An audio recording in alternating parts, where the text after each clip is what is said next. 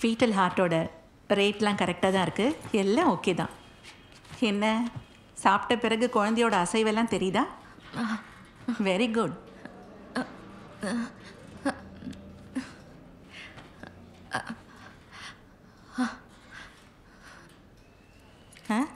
என்ன சொல்கிறா? சாப்பிட்டதுக்கப்புறம் 12 தடவை மூமெண்ட் இருந்ததா சொல்கிறா டாக்டர். அப்படியா? 12 தடவை மூமெண்ட் இருக்கா? அது போதும். ஓகே, அப்படியே கொஞ்சம் எந்திரி. பார்த்து பார்த்து பார்த்து பார்த்து அப்படிதான். என்னாச்சு? தலை சுற்றுறதுல குறைஞ்சிருச்சா? குறைஞ்சிருச்சு டாக்டர். அப்படியா? நான் கொடுத்த மருந்தெல்லாம் சாப்பிட்றீங்கல்ல? அது அப்படியே கண்டினியூ பண்ணுங்கள், நிறுத்த வேண்டாம். ஓகே சரி, அப்போ நான் போயிட்டு அப்புறமா வரேன். மருந்து இவங்க கொடுப்பாங்க. சரிங்க டாக்டர்.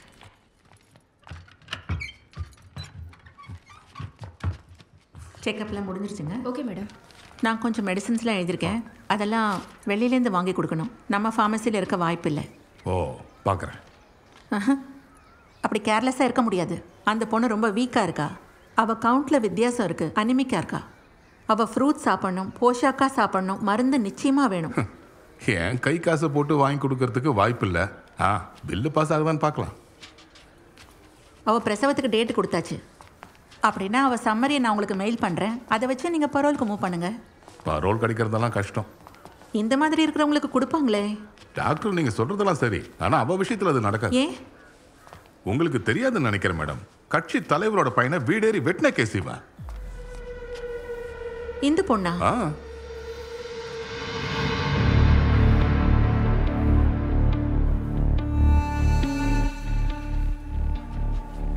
இவளோட போராத காலம். வெட்டினது அவனோட கழுத்தில். அவன் ஸ்பாட்லேயே போய் சேர்ந்துட்டான், அதுவும் அவங்க அம்மா கண்ணு முன்னாடியே. இவளுக்கு ஒரு தங்கச்சி இருந்தா, அவள் பேரு கூட. அவளுக்கும் தலைவரோட பையனுக்கும் ஏதோ தொடர்பு இருந்தது. காதலோ கர்மமோ என்னன்னு தெரியல. அவள் வாயும் வயிறும் ஆயிட்டா போல. இவன் நைஸாக அவளை கொண்டுட்டான். ஏதோ வண்டி ஏத்தின்னு நினைக்கிறேன். அதுக்கு பழி தீக்க தான் இவன் நேராக வீடேறி போய் அவனை வெட்டிட்டான். கங்கா வீட்டில் யாரும் இல்லையா? சின்னதுலேயே அம்மா இறந்துட்டாங்க. அப்பன்னு ஒருத்தர் இருக்கான், பழைய கட்சி ரவுடி. இப்போ வேஸ்ட்டு, சைலண்ட் ஆயிட்டான். இவ பண்ண பிரச்சனைனால கட்சிக்காரங்களே அவனை போட்டுதல ரெடியாக இருக்கானுங்க.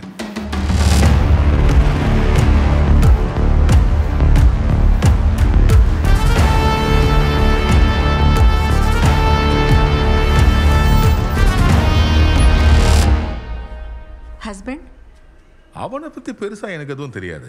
கேட்ட வரைக்கும் அவன் ஒரு சப்ப. ஒன்று கட்சிக்காரங்களே அவனை கொண்டு இருக்கணும், இல்லை எங்கேயாவது ஓடி ஒளிஞ்சிருப்பான். அவளுக்காக இங்கே யாரும் வரப்போறதில்ல டாக்டர். அவளை கண்காணித்து பேறுகாலம் பார்க்குற வரைக்கும் அரசாங்கம் தான்.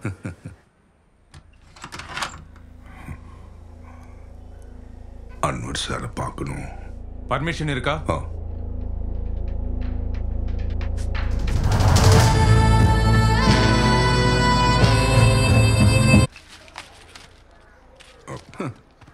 என்ன நினச்சிக்கிட்டு இருக்க சிவா? உன் பொண்ணுக்கு வளகாப்பு நடத்த போறியா? வெளிப்பொருளை கைதிங்களுக்கு கொடுக்கக்கூடாது. என் வேலையை போயிடுயா? இல்லை சார், சார் நினச்சா நடக்கும். இதை வச்சுக்கோங்க.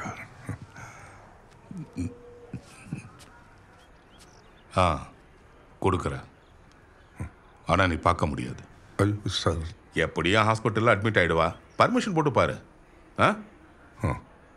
இவன் யாரு? என் மருமக சார், ரகு. இவன் தானே அது? இவன் வந்தது மற்றவங்களுக்கு தெரியுமா? தெரிஞ்சிருக்கோம். 2 பேரும் கொஞ்சம் சூதானமாக இருங்கயா, என்ன வேணாலும் நடக்கலாம்.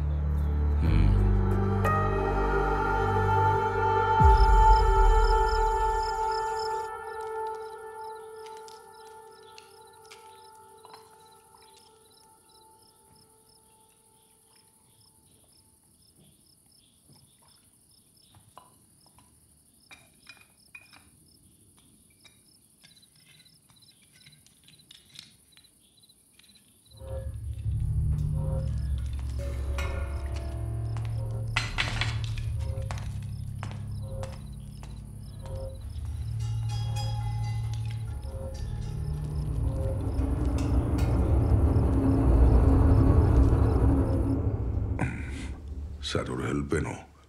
நீங்கள் நினச்சாதான் முடியும். நீ டீக்குள்ள கையை விடுற. எனக்கு தெரியும் சார், இது என்னோட லாஸ்ட் சான்ஸ். எனக்கு வேற ஆப்ஷன் இல்லை சார். கேஷ் எதுக்கு அங்கேயே வச்சுக்கிட்டேன்?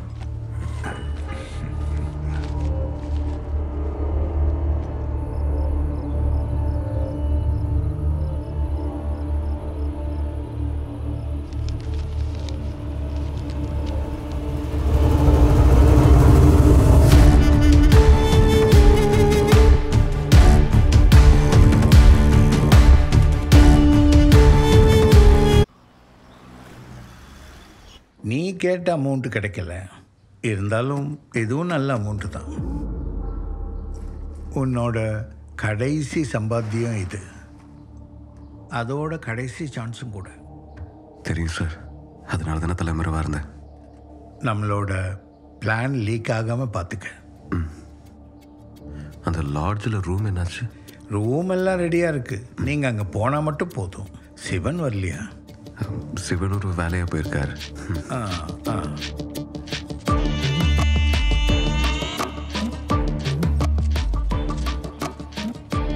அம்மா பாபு வீடுங்க எங்க இருக்கு? அது அவங்க தெரியுதுல்ல, அந்த பைப்புக்கு பக்கத்துல.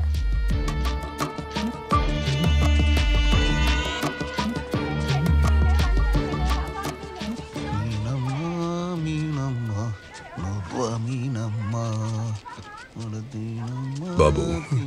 ஆ, யாரு? என் பேர் சிவன். சிவன்னா?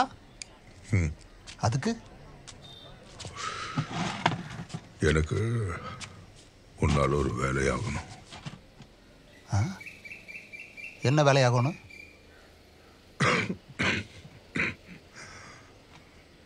பெருசாக ரிஸ்க் எதுவும் இருக்காது, கூட வந்து நின்னா போதும். பாடுறா, ரிஸ்க் இல்லாத வேலையாக இருந்தாலும் சரி, நான் ஸ்டேஷன் பக்கம் போகிறதையும் விட்டுட்டேன். வேலை முடிகிற வரைக்கும் தினமும் 10,000 ரூபாய் கிடைக்கும். 10,000 ரூபாய்ங்களா? 10,000 ரூபாய் அட்வான்ஸ்.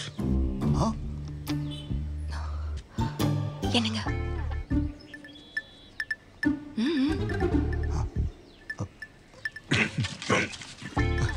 கொடுக்க தலைவரே.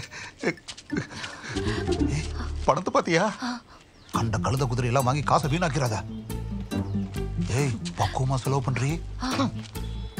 அந்த நாத்தம் பிடிச்ச கரும்பு தூக்கி ஏறி இங்க பாரு, சிக்கன் வாங்கி சமை. சிக்கன்லாம் கிடையாது, மட்டன். மாட்டுனா மட்டன். சிவனா ரெடி, போலாம்.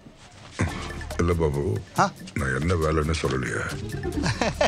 அதெல்லாம் ஒரு குழப்பம் இல்லைங்கண்ணா, நான் கமிட் ஆயிட்டேன்ல. அட வாங்க பாத்துக்கலாம். சிவானா வாங்க.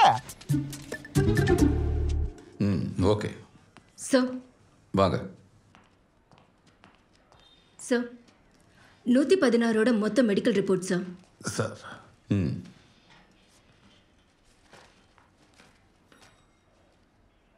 சார், அப்புறம் ஒரு சின்ன ரிக்வெஸ்ட்.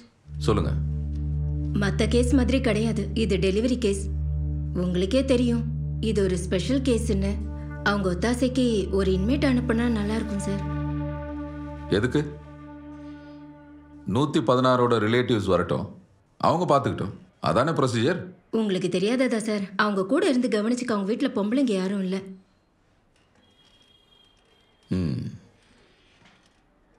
நான் டிஜிபி கிட்ட பேசி பார்க்குறேன். சார் ஓகே சொல்லிட்டாருன்னா கூட இருந்து பார்த்துக்கிறதுக்கு ஒரு ஒழுக்கமான கைதியை செலக்ட் பண்ணி வைங்க. Okay sir. இதெல்லாம் தேவையா சார்? எனக்கு என்னமோ வேண்டாத வேலையாக தோணுது. உங்களுக்கு தெரியாதா, ஃபேமிலியில் பார்த்துக்க யாரும் இல்லைன்னா எல்லா வேலைகளையும் லேடி போலீஸ் தான் செய்யணும். இதுவே பிரைவேட் ஹாஸ்பிட்டல்னா எல்லா வேலையும் அவங்களே பார்த்துப்பாங்க, யாரோட உதவியும் தேவைப்படாது. பணம் நீங்கள் கொடுப்பீங்களா சார்?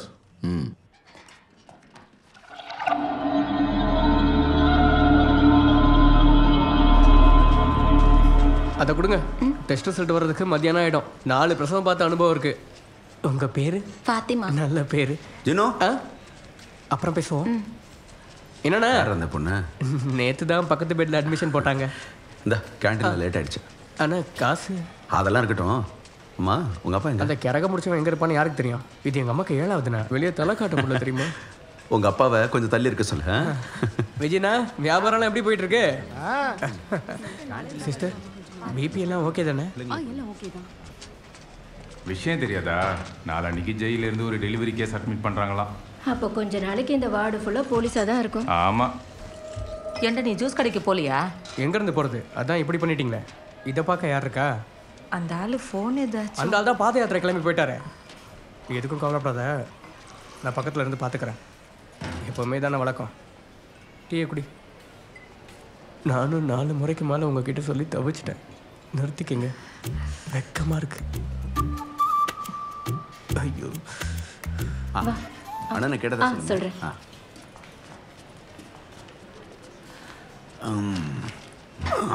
என்னங்க இந்த பில்லை இன்னைக்கே கட்ட சொல்லியிருக்காங்க. கூட கையில் காசு இருக்கா? பார்த்துக்கிறேன். நீங்கள் தப்பாக நினச்சிக்கலனா நான் அப்பா கிட்ட கேட்கட்டுமா? இல்லை வேண்டாம், எதுக்கு தேவையில்லாம அவர்கிட்ட கேட்டுக்கிட்டேன். எதுனாலும் பண்ணுறதுக்கு நான் இருக்கேன்ல, உனக்கு எதுக்கு இந்த டென்ஷன்லாம்? நான் பார்த்துக்கிறேன். டேய் சத்யா,